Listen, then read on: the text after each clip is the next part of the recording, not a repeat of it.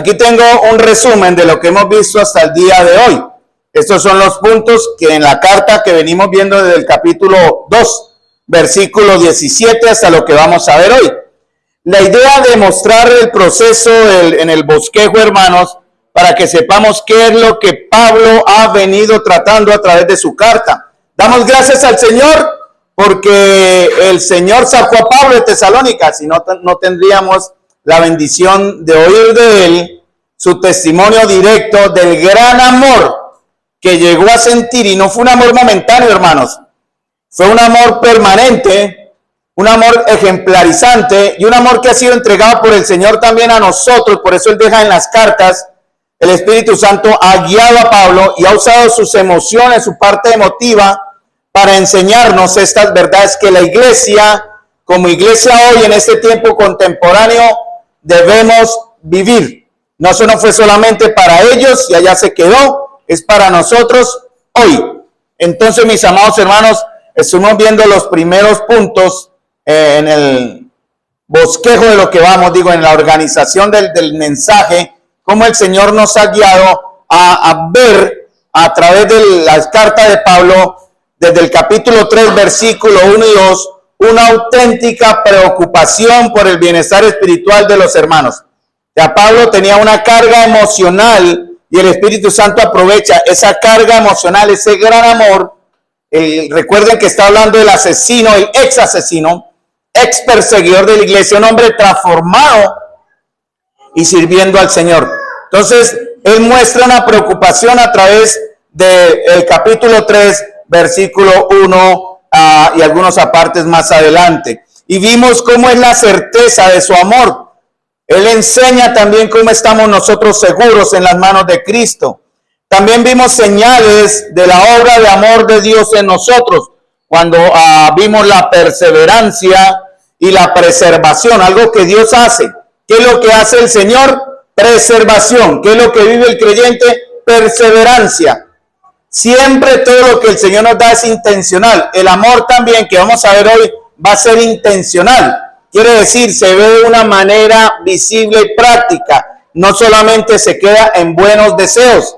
Pablo tenía un buen deseo, pero ese deseo no serviría de nada si él no pasa a actuar de la siguiente manera. Una acción sincera para hacer todo lo que podamos por el bienestar espiritual de nuestros hermanos en la fe, porque amar tiene un costo.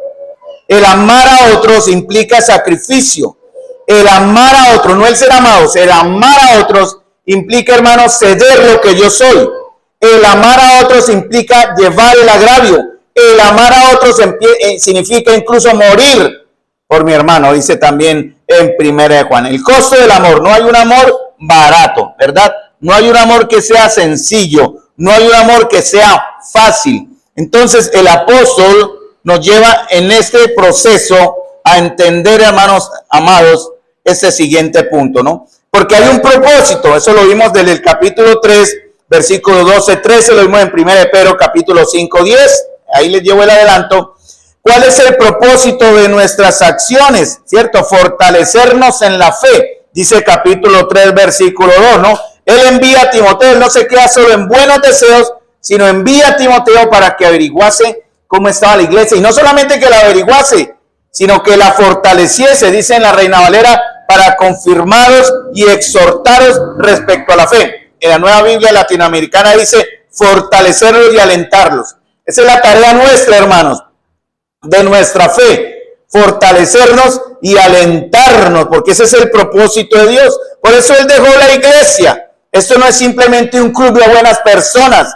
La iglesia, dice en Efesios capítulo 5, específicamente habla que la cual o por la cual Cristo la amó y se entregó por ella. A la iglesia, cuando habla en términos generales, tan general, habla y la compara en la relación del esposo con su amada la esposa, ¿cierto? Es una imagen que Pablo usa en Efesios capítulo 5. Entonces es una ilustración de lo que para Dios significa el valor de la iglesia, el estar aquí reunidos como un cuerpo, no el local de 4 paredes, eso es un templo humano, nada más. Estamos hablando de ese cuerpo viviente, ustedes y yo, que conformamos la iglesia. Y para eso, mis amados hermanos, también Pablo nos recuerda la teología correcta del sufrimiento, porque hoy la teología está enseñando la manera incorrecta de vivir la fe cristiana, la manera no bíblica de ver nuestro andar y nuestro testimonio, nuestra vida cristiana. Muchos enseñan que el sufrimiento no es parte de la ecuación, pero recuerden que el Señor nos dejó ejemplo y Él fue el primero que sufrió por nosotros. Por lo tanto, lo que vimos en Lucas capítulo 14, versículo 27, cuando el Señor le dice a aquel que quiera ser mi discípulo, tiene que tomar su cruz. Si usted no está dispuesto a tomar su cruz, usted, pues, muchas gracias por venir y Dios le bendiga y espero que transforme su vida, pero realmente su lugar no sería este, porque usted no está buscando identificarse con el Salvador, que es lo que el Señor pide. Él por eso pagó el precio. Él dice en 1 Corintios capítulo 6, no, por precio fuisteis comprados, ya no somos de nosotros, hermanos. Por eso Pablo habla en 1 Corintios capítulo 5, versículo 17, que el amor de Cristo nos constriñe, sabiendo esto, entendiendo esto, que si uno murió, luego todos murieron. Eso es lo que Pablo quiere enseñar en 2 Corintios capítulo 5. Si uno murió, entiendan eso, luego todos han muerto, todos los que hemos creído. ¿Para qué? Para que aquellos que viven ahora ya no vivan para sí, sino para aquel que murió y resucitó por ellos. Esa es la función de la iglesia, hermanos amados. Y hoy vamos a ver, bueno, después de ver la acción, Pablo pasa a mostrarlo, a manifestarlo de una manera. No solamente él actúa, por eso nosotros no sé en qué proceso vamos. Yo llevo mi proceso. Y espero que ustedes, el Señor les esté transformando la vida, amado, porque lo he visto, créanme. He visto a través, yo estaba analítico, no, simplemente viendo a aquellos que han oído la verdad y han sido tocados. Me he dado cuenta y le doy gracias al Señor por eso, porque he visto acciones que muestran que el Señor está obrando en sus vidas a través de esa predicación, o esta palabra, no la predicación, de esta palabra. Pero también con tristeza he visto en algunos que, no sé si me equivoco, espero equivocarme, que la vez que enseñamos o que el Señor presentó la palabra no estuvieron acá. Por alguna razón no estuvieron presentes. Y he visto en algunos, no en todos, algunas pistas que me dicen la palabra no llegó a ellos, no está en el corazón, porque están mostrando algo contrariamente a lo que se enseñó. Y eso a mí me genera tristeza. No por mí, sino porque la palabra de Dios está siendo inútil en el corazón de algunos de ustedes y esperamos que no. Entonces Pablo dice, después de que actúo o de que siento, yo actúo. Y después de que actúo, voy a sentir algo que viene del Señor, el gozo, ¿cierto? El gozo. Aquí fue donde quedamos el domingo anterior, perdón.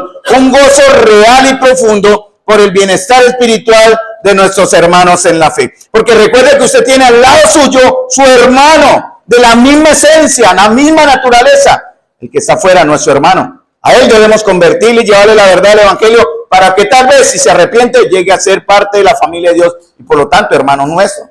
Pero en la nueva relación en Cristo y con el Padre, quien está a su lado es su hermano. Por eso el apóstol menciona, ya lo veremos, que debemos amarnos con un amor fraternal no fingido.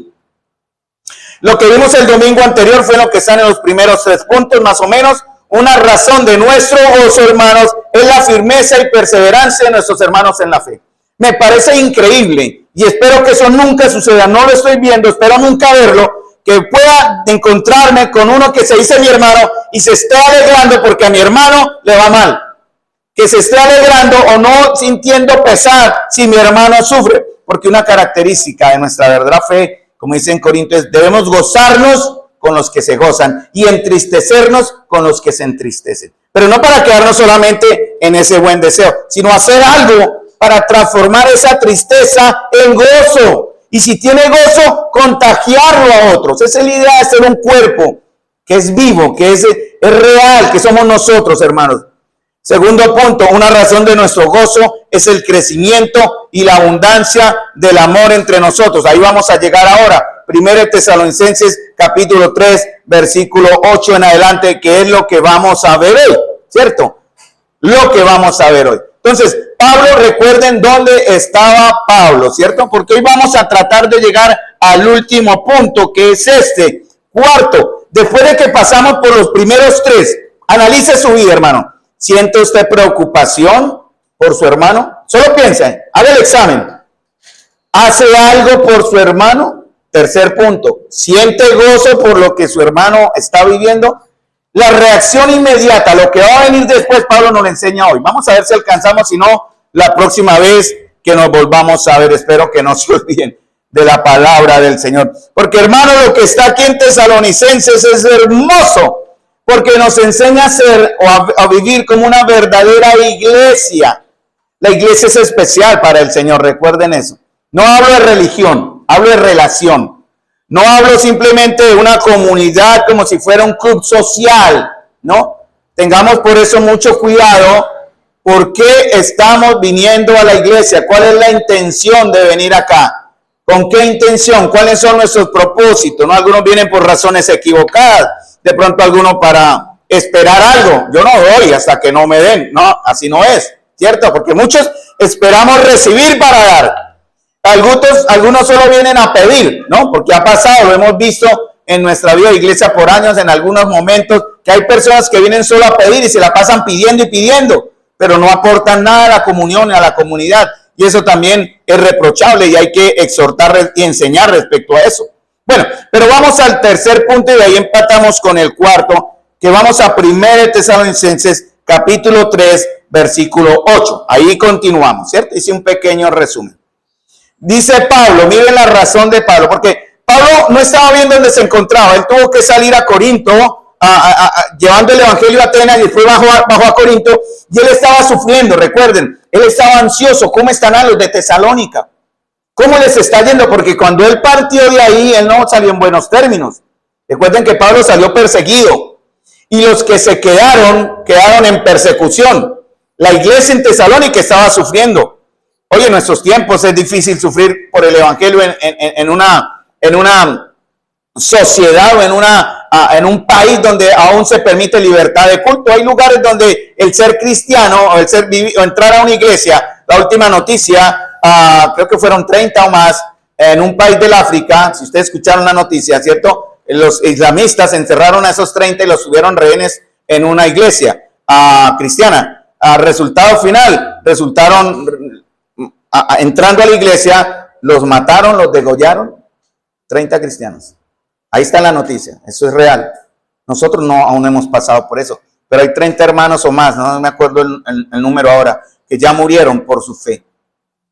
Como en Tesalónica, que también estaban sufriendo. Y Pablo no estaba bien, él estaba sufriendo por eso. Pero algo que le animó del reporte, porque él envía a Timoteo, él no se queda solo en buenos deseos. Él no pudo ir varias veces. Él lo dice en el capítulo 2, versículo 18. Por lo cual quisimos ir a vosotros, yo Pablo, ciertamente una y otra vez, pero Satanás nos estorbó. Entonces Pablo sabía cuál era la razón en la voluntad de Dios, que no podía llegar a Tesalónica. Él llegó hasta después del tercer viaje misionero. Aquí está en el segundo viaje, un año o 2 años después.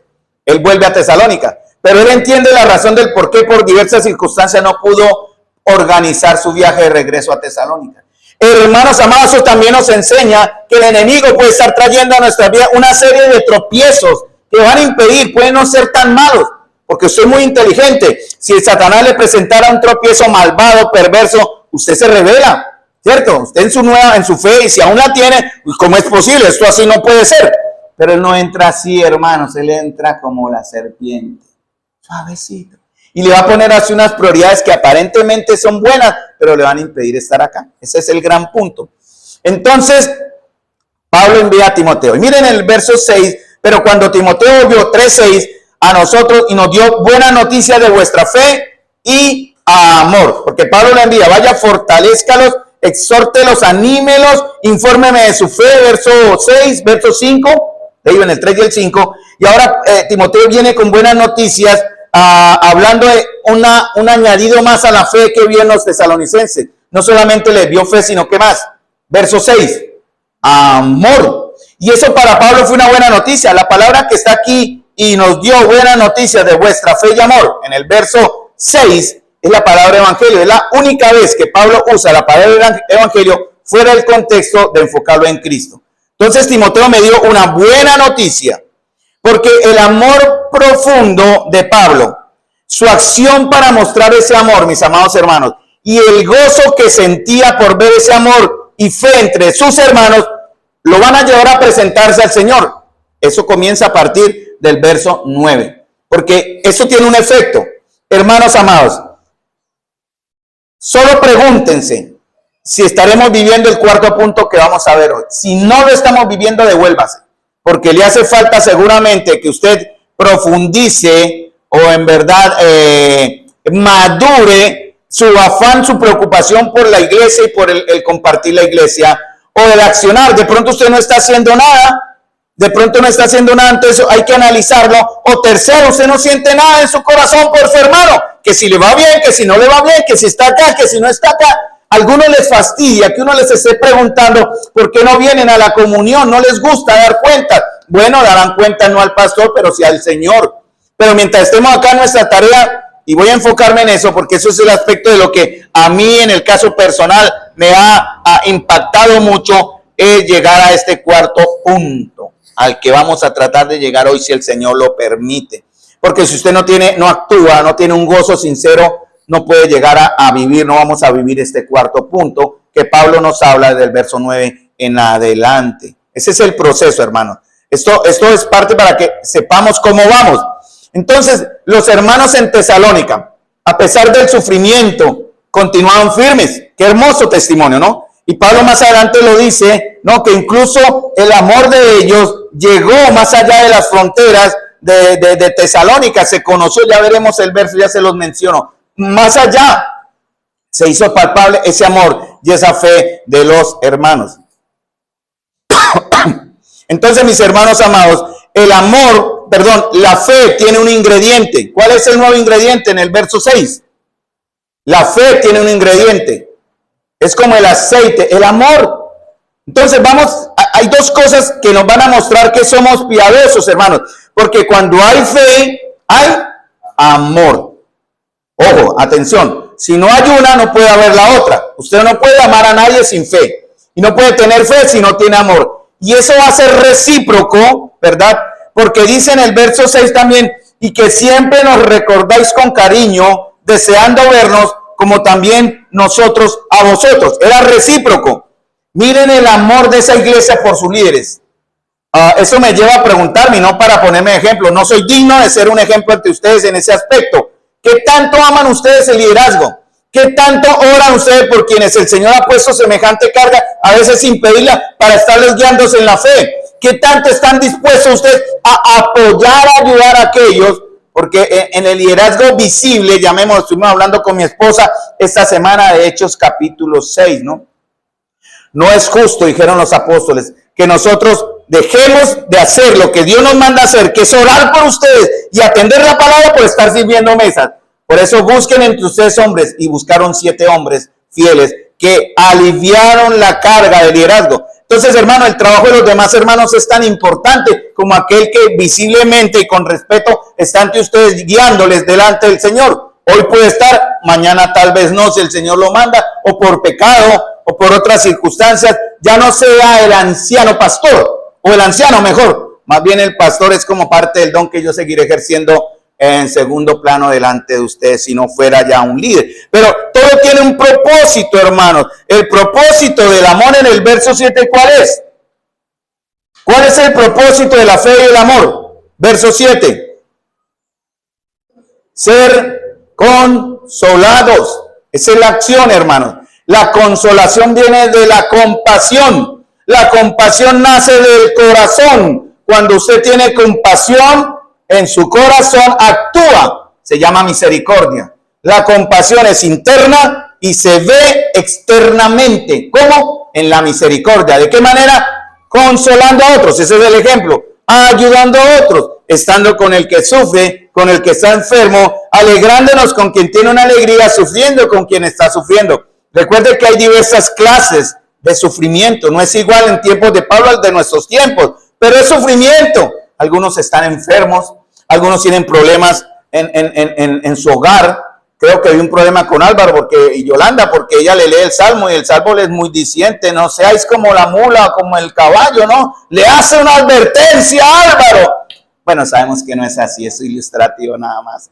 Pero hermanos, sí es posible, ¿no? Que algunos calladamente estemos sufriendo de alguna forma.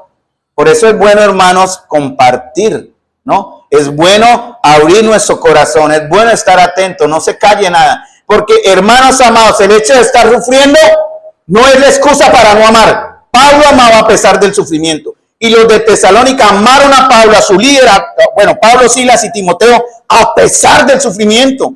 Les honraron como sus pastores.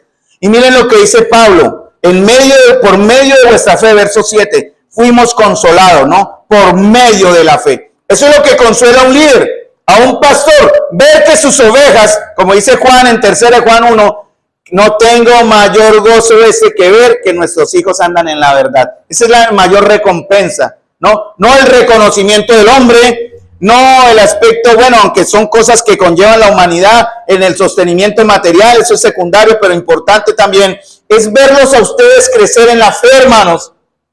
Porque Pablo lo dice en el capítulo 3, versículo 13, ya llegaremos allá, para que sean afirmados vuestros corazones irreprensibles en santidad delante de Dios nuestro Padre en la venida de nuestro Señor Jesucristo.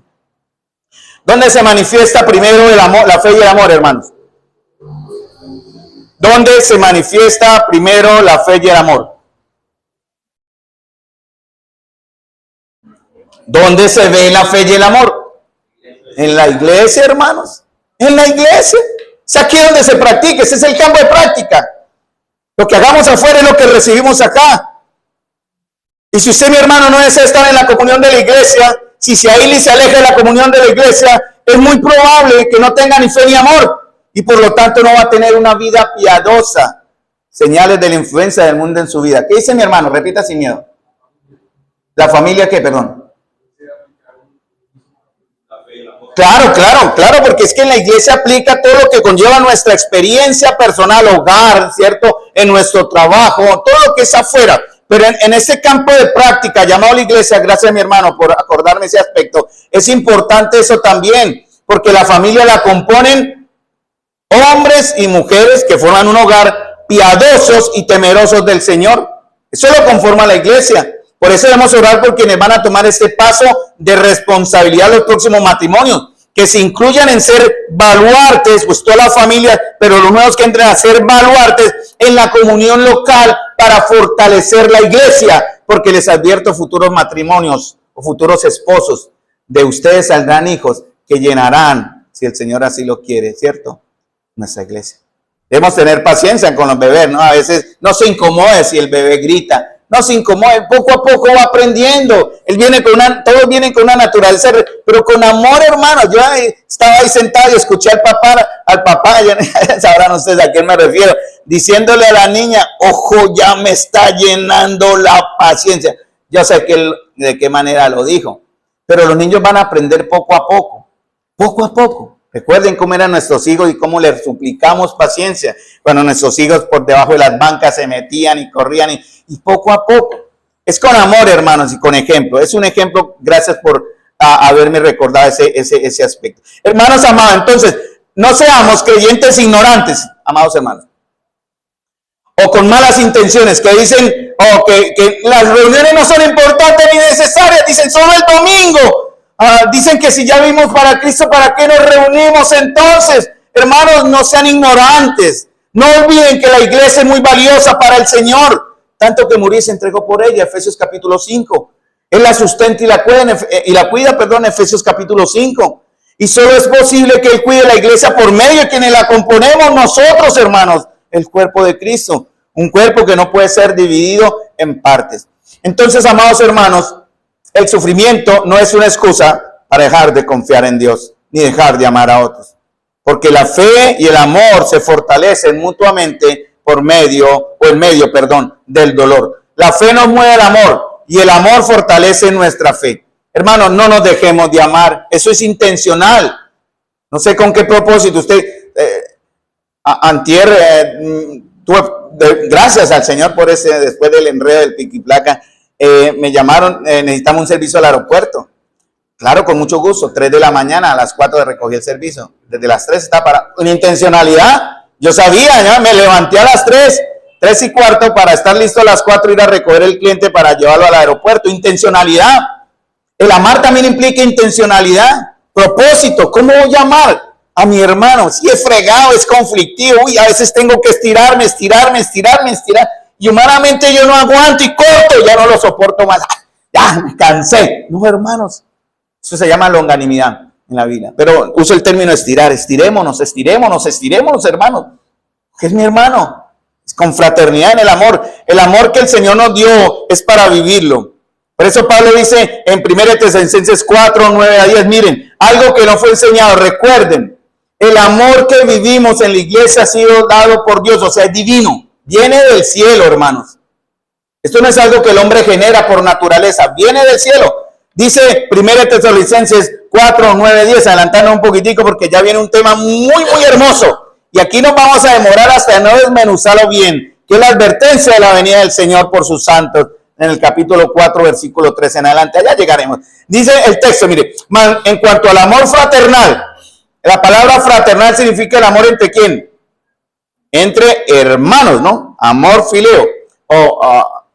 Entre hermanos, el amor fraterno. Dice, ustedes no tienen necesidad de nadie les escriba, que nadie les enseñe. Ustedes han sido enseñados por Dios mismo a amaros unos a otros.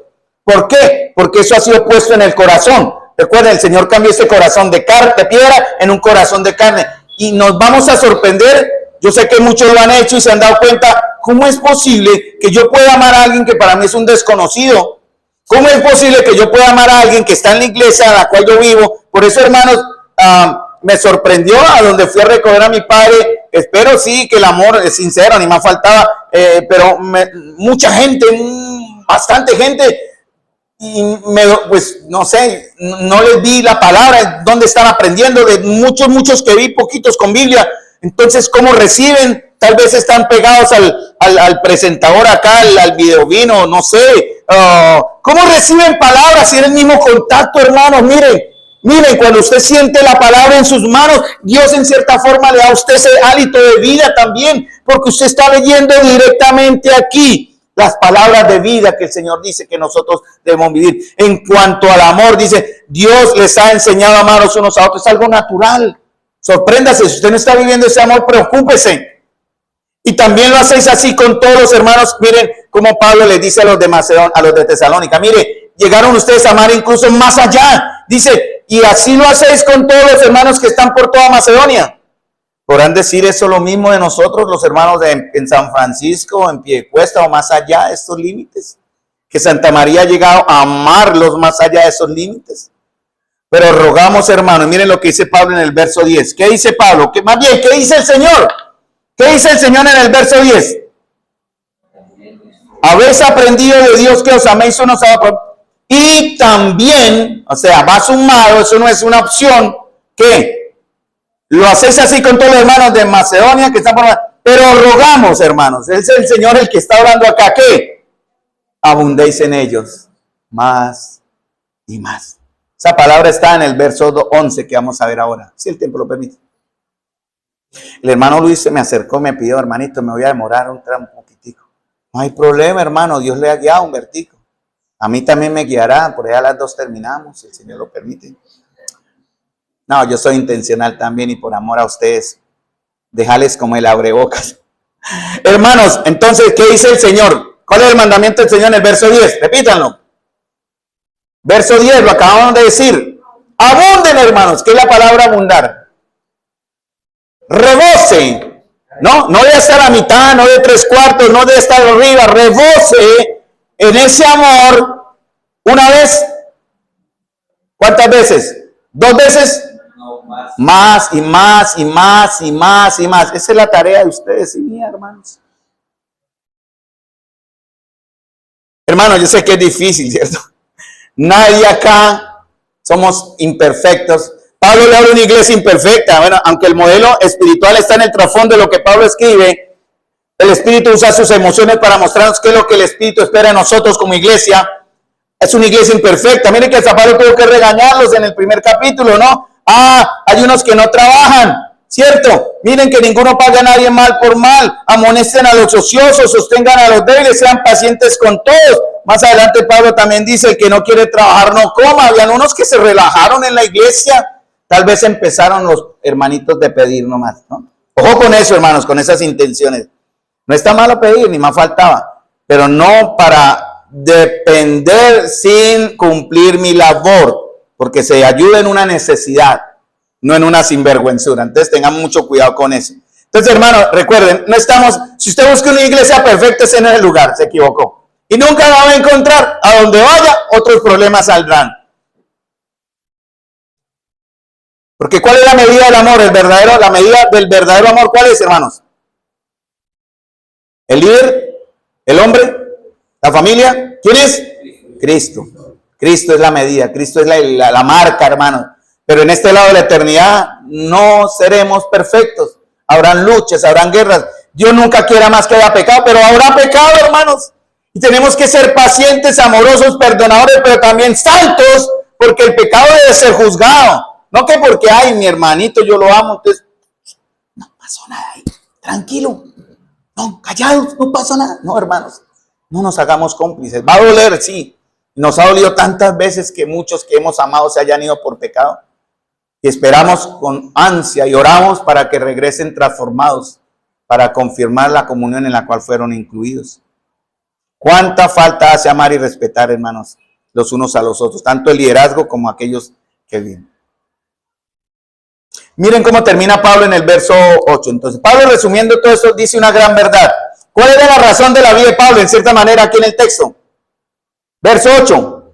¿Cuál era la razón de vida de Pablo? Digan si es la misma de ustedes, hermanos. La misma, por lo menos yo quiero que sea la mía, hermanos. Yo quiero vivir si vosotros estáis firmes en el Señor.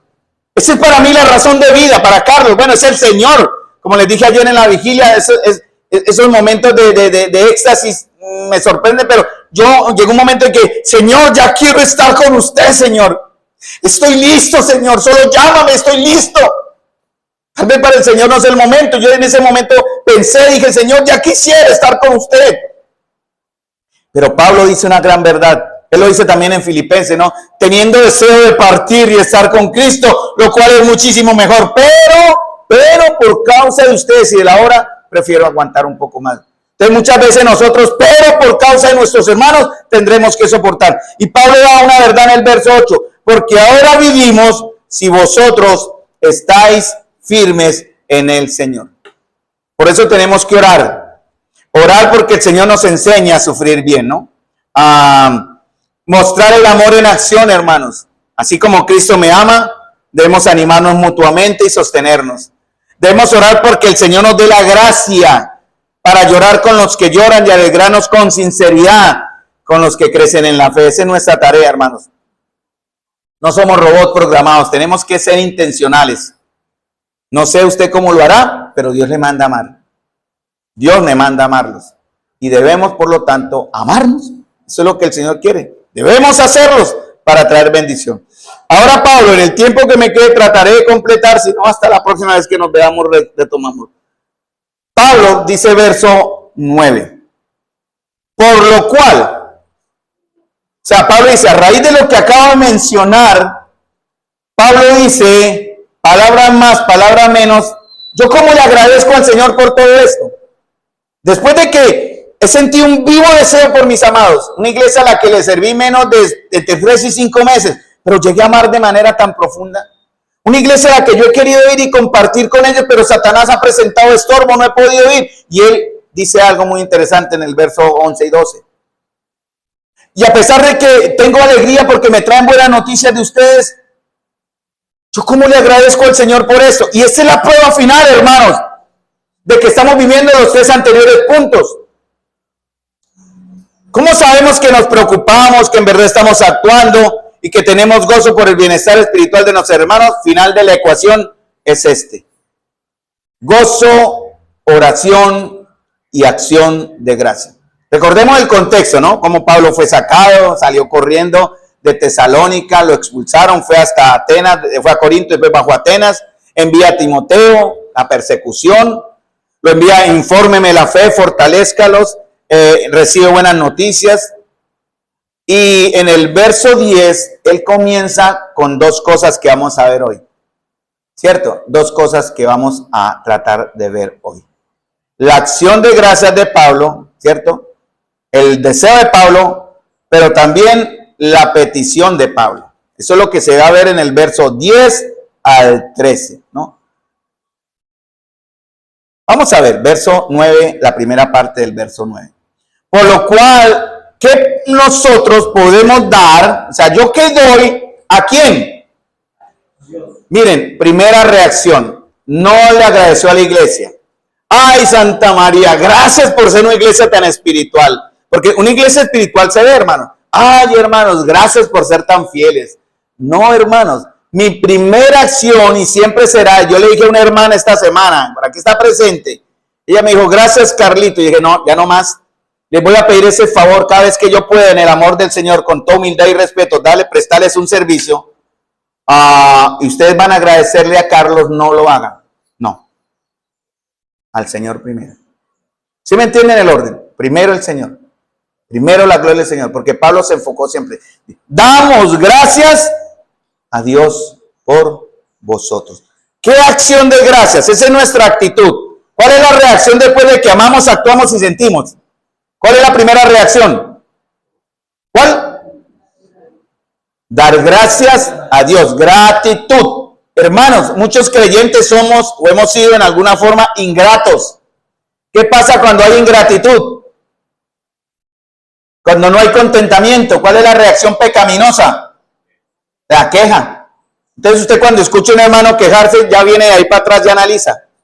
Entonces, si hay una queja de uno de ustedes por algo, por un hermano, por una situación en la iglesia, usted echa un pasito atrás y analiza. Entonces quiere decir que no hay, si hay queja, no hay gratitud. Y si no hay gratitud, obviamente no está enfocado en el Señor. Acción de gracias. ¿Tiene usted quejas contra su esposo? Ojo. ¿Tiene quejas contra su esposa? Cuidado, hermano. ¿Contra su líder? Atención. ¿Contra su hermano, cualquiera que sea? Ojo. Primero el Señor, porque lo que usted está haciendo es pecado. Cualquier ingratitud que no signifique acción de gracias es queja. ¿Y a quién va el objeto? ¿Cuál es el objeto de nuestra acción de gracias? Verso 9. ¿A quién damos gracias? A Dios. Por eso yo enfocaba mucho, la vigilia tiene que estar enfocada en dar gloria a Dios, hermanos. Dudamos, a veces exaltamos mucho el aspecto humano, que es bueno, pero hermanos, el fin primero es darle la gloria a Dios en todo. Y Pablo aquí tenía una razón para dar gloria a Dios. ¿Cuál era? ¿Me siguen en el verso 9? No, una acción, ese es el resultado. Pero ¿cuál era la razón de que él diera gracias? Verso 9. Miren bien, por lo cual, ¿qué acción de gracias podemos dar a Dios? Por vosotros. Hay que leer la gramática. Por vosotros. ¿Cuánto demora usted orando, mi amado hermano? ¿Cuánto es su tiempo de oración? Algunos oran 10, 20, sí, tenemos tiempo, ¿sí? Cada cual. ¿Cuánto nos demoraríamos orando uno por uno? Si yo me dedicara, y quiero confesar, lo hago, pero en bloques y muy general. Mi tarea, aprendiendo lo que he aprendido en Pablo, es darle gracias al Señor por vosotros. ¿Pero de qué manera? ¿Cuántos de ustedes han orado? Por ejemplo, daré un ejemplo. Héctor, con todo respeto, ¿cuántas veces Héctor ha orado específicamente por la familia Durán, por Wilson, Elizabeth, por la familia Peña Bautista, por la familia González, y específicamente Jonathan, Cindy, específicamente Jesse y Jenny y Yuri? Específicamente los que están acá, cada uno, ¿cuántas veces? Específicamente, hermanos, dándole gracias a Dios por su hermano, conociéndolo como le está conociendo en sus debilidades, orando por sus debilidades, sosteniendo específicamente, porque oramos en bloques, ¿cierto?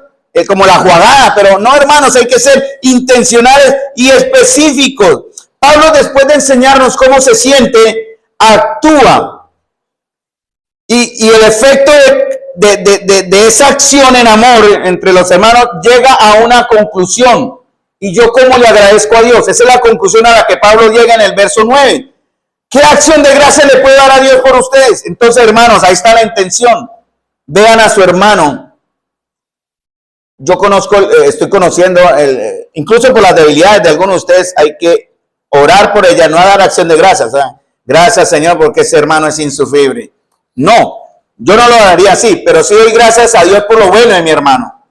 Mire a su hermano, qué bueno puede ver en él, a ver, para amarle, mírelo. Es mi dinámica. Mire a su hermano. ¿Qué le podría decir, hermano? Voy a orar por usted algo bueno, a ver, ¿qué le diría? Si yo le dijera a Miguel, usted mira a un hermano cualquiera, a ver. Y vamos a comprometer a Miguel como el ejemplo. Miguel, usted se compromete delante de la iglesia, o escogemos a otro Miguel, o se le arriesga la dinámica. Escogemos a otro Miguel, usted se compromete delante del Señor, delante de la iglesia, a orar por cualquier hermano, uno, porque deben ser todos, uno, escoja uno. Rápido. Jonathan, claro, ya está el acuerpado Jonathan. Muy bien, ¿por qué oraría por Jonathan? Una cosa por la que usted va a orarle ahora en adelante. Mírelo. No, mírelo a él, a mí no. Mírelo a él y diga, hermano, voy a orar por... Gracias a Dios por la amistad. Amistad, muy bien, positivo. ¿Hay algo malo que deba usted orar que le ha visto a él como que... Algo como que orar, no darle gracias a Dios, pero que... No lo diga. Pero mire a Jonathan. Voy a orar por qué, Jonathan. Dígale. Miguel, mírelo a los ojos. Diga, hermano, voy a orar... Amén, muy bien, y así debe ser esta dinámica los unos a los otros. Ese es el principio, hermanos, ejercitarnos, porque Miguel entonces al proponerse orar va a preocuparse por él, de que esa motivo de oración se esté viendo, ¿no? Y obviamente en él también, porque ¿qué le dice? Hermano Jonathan, vamos a orar y ore usted, pero yo no. Hermanos, vamos a congregarnos, pero venga usted, pero yo no. Eso así no es. Entre los dos se van a ayudar. Un ejemplo que debe ser replicado entre todos nosotros. Debemos ejercitarnos en nuestra preocupación, nuestro trabajo de amor y en sentir alegría porque se van a ver los resultados, el gozo correcto por el bienestar espiritual. ¿Cuál es la reacción? Gratitud en oración y gozo al Señor. La palabra dar, que Pablo usa aquí en el verso 9, por lo cual, ¿qué acción de gracias podemos dar? Palabra dar en griego, cuando uno estudia la Biblia tiene que ir al original sí o sí, porque el español da palabras sinónimas que dan un significado muy neutral. Hay que ir al griego para entender el fondo de la palabra. Eso es para los que estudiamos la palabra para enseñarla. Pero la palabra dar transmite la idea de pagar o liquidar una deuda. Pablo en realidad quería decir, Señor, ¿yo cómo hago para pagarle a usted lo que lo que yo le debo a usted? Diría el Señor, ¿y cómo así que usted me debe a mí? Pues ¿cuál era la razón de Pablo? Señor, el estar aquí con la iglesia, el gozarme, yo estoy grato con usted, Señor, le debo eso. Estoy en deuda con usted, Señor. Pablo no sabía cómo pagar, liquidar esa deuda de gratitud o expresarse a Dios por el gozo que estaba sintiendo. Hermano, fíjense bien, él estaba sintiendo un gozo que no era él, no es la alegría, es el gozo. ¿De dónde viene el gozo, hermanos? El gozo viene del cielo. ¿Quién lo da? El Espíritu. Por eso debemos tener gozo, hermanos. Al final del capítulo 5, Pablo da el mismo orden y lo resume. Y lo cantamos acá. Estad siempre gozosos. Y la reacción de estar siempre gozosos es que oren sin cesar.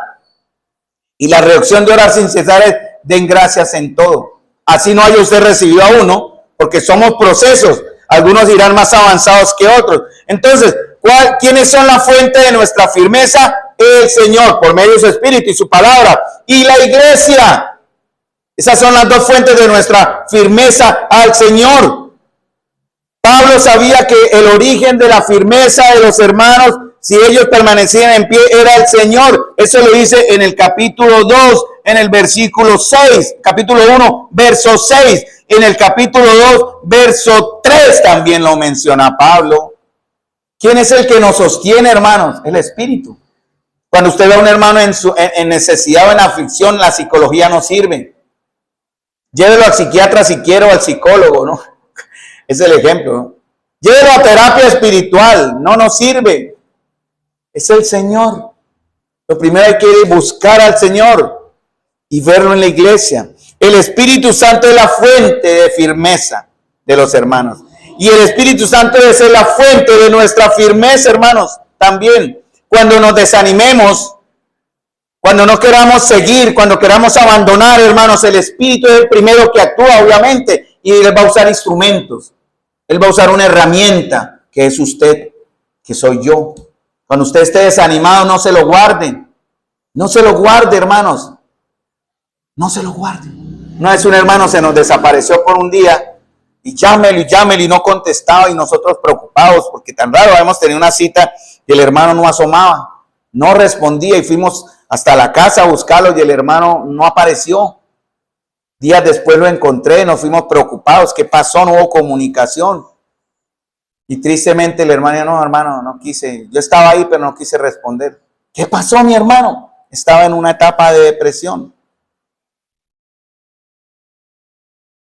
¿Sí me entienden, hermanos? No se calle.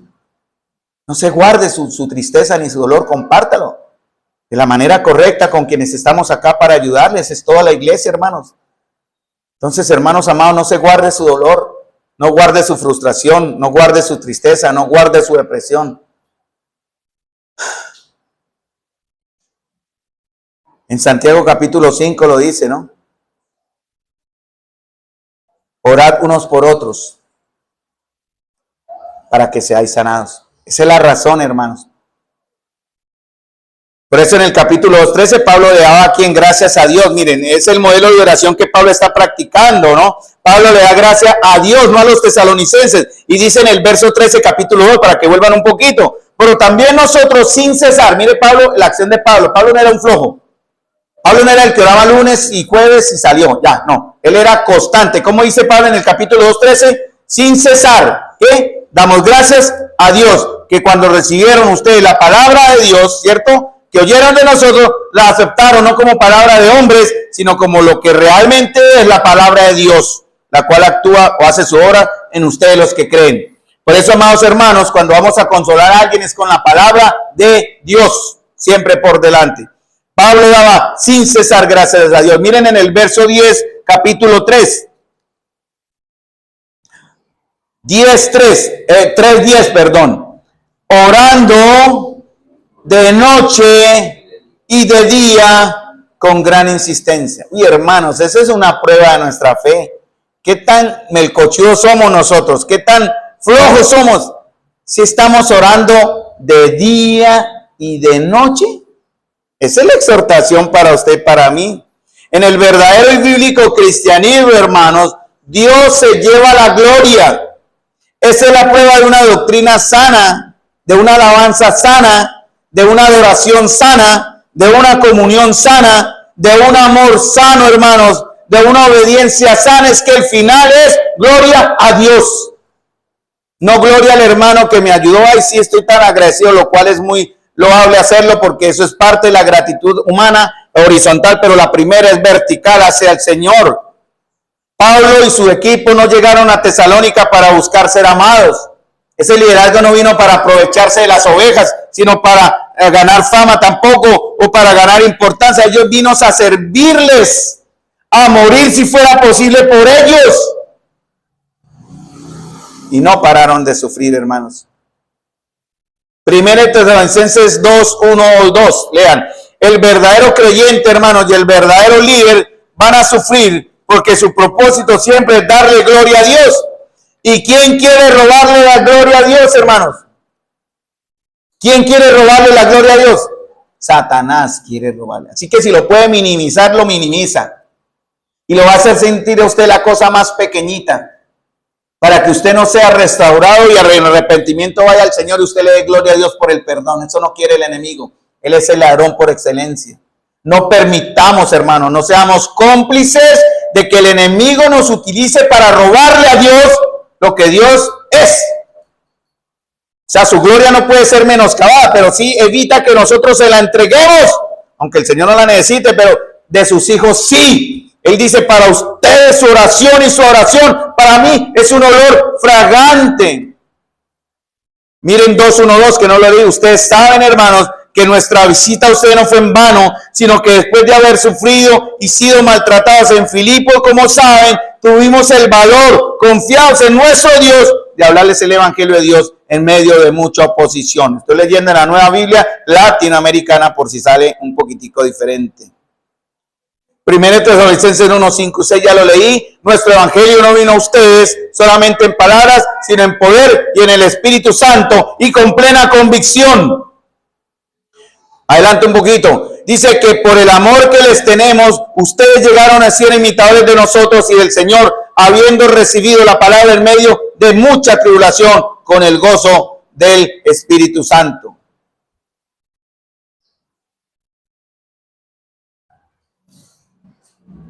La segunda parte del verso 9. Entonces Pablo se pregunta, ¿y yo cómo le agradezco a Dios? ¿Cierto? ¿Cuál era el motivo de la gratitud de Pablo? Verso 9, la segunda parte. Pablo, debemos ser intencionales en el motivo, hermanos, también. El gozo, hermanos, miren, ¿quién puede fabricar el gozo?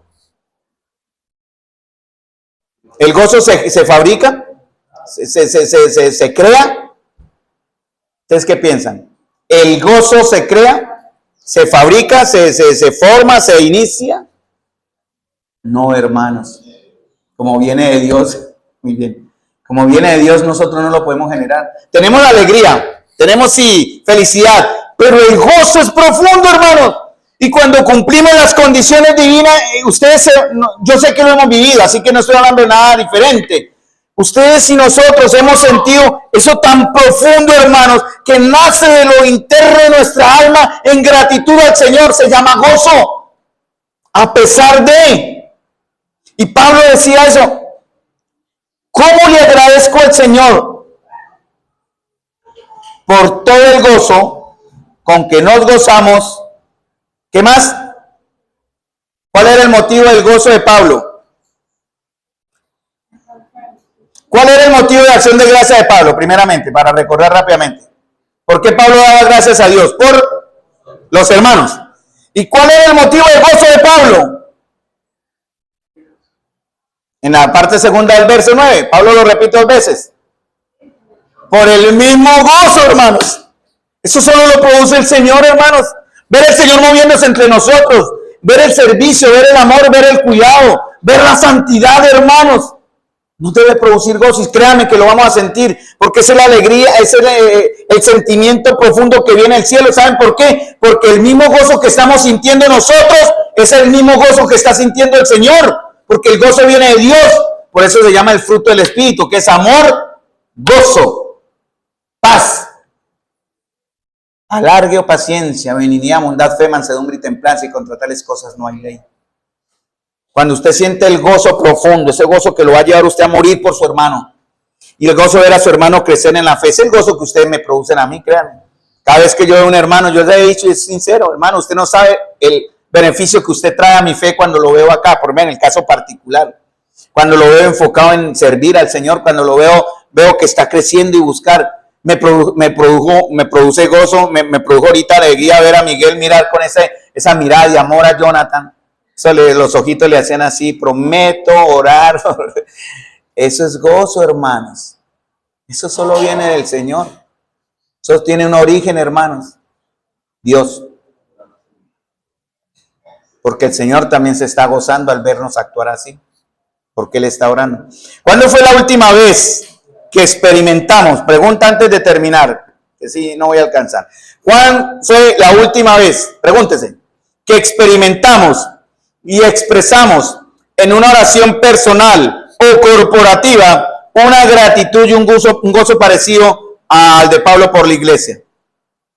Si hay un momento, ya vi que un hermano hizo así, yo también la acompaño, abro los ojitos. ¿Cuándo? ¿Saben cuál es la reunión más pobre de nuestra iglesia? Con todo el respeto. ¿Cuál es la reunión más pobre? Esta es muy dinámica. Esperamos el domingo, viene el domingo, para mí es así, pero es que entre el domingo hay varias reuniones más. Y una de las reuniones más pobres y poco acompañadas, ¿cuál es? La reunión de oración. ¿Por qué, varones y mujeres? ¿Por qué? Debería ser la más nutrida. Porque es el momento en que iniciamos, obviamente, corporativamente, un canal de comunicación con el Señor. Ahí expresamos nuestro dolor, nuestra ayuda. Si usted fuera un soldado que está siendo atacado, usted está en su trinchera siendo atacado por el enemigo y sabe que la ayuda está atrás, pero no se ha enterado, a ellos se les da un aparato de comunicación, ¿cierto? Un radio o algo. ¿Qué hace el soldado en medio de la guerra? Él llama, ¿cierto? ¿Qué hace? Ayuda. Hemos visto películas, ¿no? Ya en las coordenadas y toda esa emoción. A mí me gustan las películas de acción. Y ayuda, estamos siendo atacados. Por favor, manden reemplazos, manden refuerzos, manden bombardeos. Ayúdenos. Bueno, en un ejemplo muy parecido así nos pasa. Nosotros estamos siendo atacados constantemente y necesitamos llamar la ayuda del cielo, hermanos. Usar nuestro radio de comunicación con el Señor arriba y decir, Señor, ven a ayudarnos.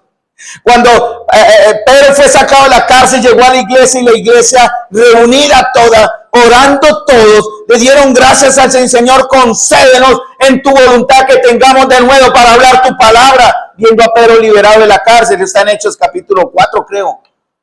Y la respuesta fue que el Señor les respondió y el Espíritu Santo cayó sobre ellos, no para que se revoltaran o tuvieran éxtasis misteriosos y lingüísticos raros. No, la respuesta fue, ellos subieron de nuevo para hablar la palabra. Resultado, salieron a predicar el Evangelio. ¿Por qué? Porque corporativamente, como iglesia, le clamaron al Señor específicamente en ese momento, danos valentía, Señor, para predicar tu palabra.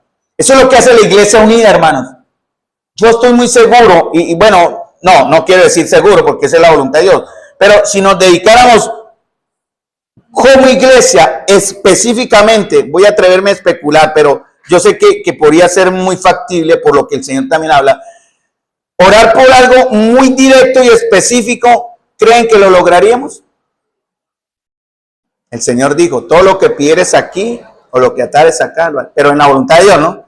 Si pidiéramos por la salvación de alguien, cojámoslo y hemos dicho, agarrémoslo en salsa, no le digamos nada y oremos directo, por nombre, un cuanto, un día, 2 días, 10 días, una semana. Hermano, les digo que esa persona llega al Señor, porque el Señor va a honrar la oración de su iglesia. Eso es lo que quiero dar como el ejemplo, hermano. Pablo era perseverante en su oración, ¿cierto? Damos siempre gracias, verso 13, capítulo 2. Oro de día y de noche, ¿cómo? Con gran flojera. No, oro de día y de noche hasta cierto punto. No, ¿cómo era cuál era el asunto aquí en Pablo? Oro de día y de noche, ¿cómo? Con insistencia. ¿Qué es insistencia, hermano?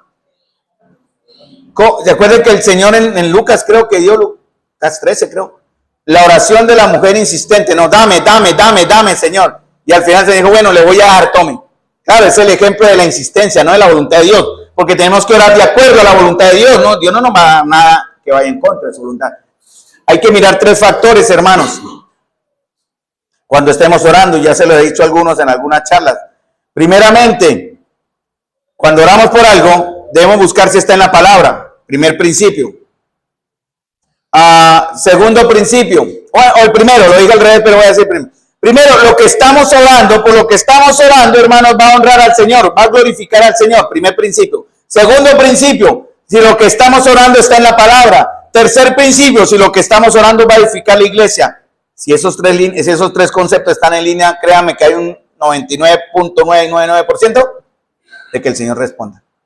Ese es el principio que yo he visto en la palabra. Entonces, hermanos, por eso es que las reuniones de oración del jueves son tan pobres y poco acompañadas, hermanos. Y eso es lo que debemos cambiar. Porque debemos aprender a orar, como el ejemplo que Pablo daba cuando oraba. Entonces debemos estar orando. ¿Cómo? Ya termino. Con perseverancia, para que el Señor siga orando en medio de la iglesia. Sí, es bueno orar porque tengo que pagar un servicio, es bueno orar porque mi salud ha sido restaurada, es bueno orar por cosas muy puntuales, personales, es bueno. Pero hermanos, cuando nos reunamos como iglesia, debemos orar por las cosas espirituales que engrandecerán el nombre del Señor entre nosotros, que darán la gloria a Dios y que extenderán a la iglesia como una herramienta del Señor para proclamar su reino.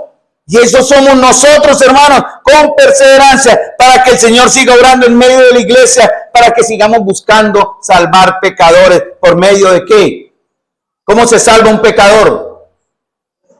Id a todas las naciones y tráiganlo a la iglesia. No, el Señor no dijo eso, porque muchos traen simplemente números a la iglesia. No, vayan a todas las naciones y ¿qué?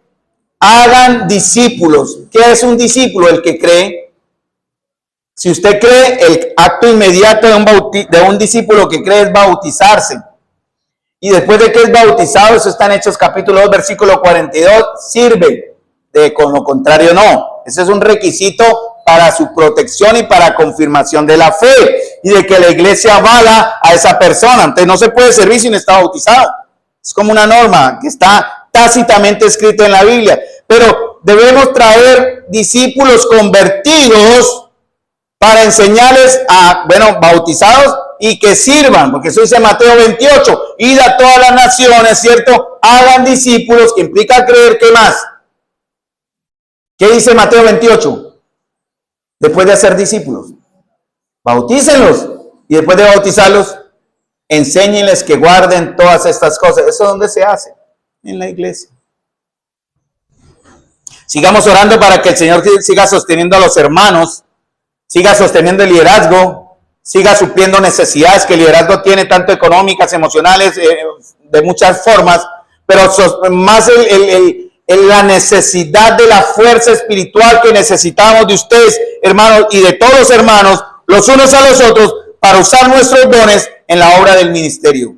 Para que los hermanos sigan apreciando. Otro punto de oración y termino ahí. Reconociendo y estimando a quienes les dirigimos, respetando y honrando a quienes les hemos traído la palabra y que daremos cuenta al Señor por eso, para que no nos desanimemos en nuestra labor pastoral. Vamos a dejar acá, mis amados hermanos, porque a partir de la próxima vez que nos veamos, Pablo tiene una oración específica, él tiene un propósito, hay que orar con intencionalidad también. Verso 10, ¿ver? ¿Qué Pablo pide con intención? ¿Qué era? ¿Cuál era el deseo de Pablo? Y él ora, mire, algo pero Pablo decía exagerado. Orando día y de noche con gran insistencia, ¿para qué? Dos cosas, y ahí paramos, dos cosas, verso 10. Por lo cual debemos orar, síganme en la palabra, por favor, verso 10. Para que veamos vuestro rostro, ¿cierto? ¿Y qué más? Y completemos lo que falta a vuestra fe, ¿cierto? Esas son las peticiones y gratitud de Pablo y la nuestra, porque él oraba primero con acción de gracias, verso 9, y después él ora con intención, una petición específica, ¿no? Orando día y de noche porque él quería verlos. El Señor no le respondió la oración a Pablo, fue un año más adelante, en su tercer viaje misionero, él pudo regresar a la zona de Macedonia y poder ver a los de Tesalónica. Miren el Señor, si no hubiera sido por eso, no tendríamos las cartas de Pablo, con esa intencionalidad tan emocional y espiritual. Y por último, él dice, yo no solamente oro día y de noche con gran insistencia para verlos, amados hermanos, sino también para ¿qué? Verso 10. ¿Cuál era el otro verbo que está ahí? Veamos es un verbo y el otro es completemos lo que falta. ¿Qué falta en su fe, hermanos? ¿Qué creen que puede faltar en su fe, mis amados hermanos? Yo les voy a mandar este bosquejo por el interno y ustedes lo van a tener en el grupo. ¿Qué es lo que falta a nuestra fe, amados hermanos? ¿Qué creen que puede faltar? Por lo cual debemos estar orando intensamente. Crecimiento, perdón, servicio, obediencia, tantas cosas. Amado Padre de gloria, Señor. Gracias, Señor, por tu palabra.